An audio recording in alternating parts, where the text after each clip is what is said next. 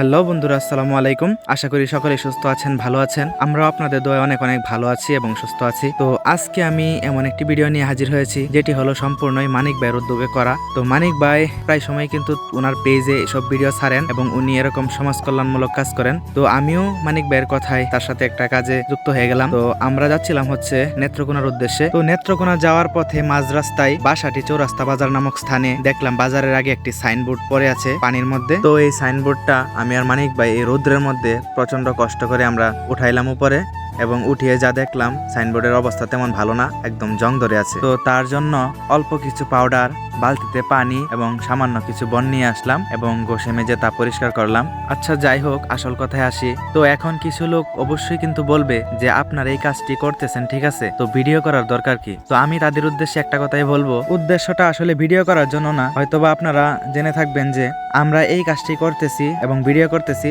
যার কারণে হয়তোবা এই ভিডিওটি দেখলে যারা যারা দেখবে তারা হয়তোবা আগ্রহ প্রকাশ করবে এমন সমাজ কল্যাণমূলক কাজ করার জন্য। তো আশা করি কেউ বিষয়টি খারাপভাবে নেবেন না এবং যার যার স্থান থেকে আপনারা যতটুকু পারেন এসব কাজে এগিয়ে আসবেন, সমাজ কল্যাণমূলক কাজে অংশগ্রহণ করবেন। সবার যদি এই ভিডিও দেখে ভালো লাগে অবশ্যই একটা লাইক, একটা শেয়ার, একটা কমেন্ট করবেন। আচ্ছা ভাই, এই যে কাজটা করলেন আপনার অনুভূতিটা কি?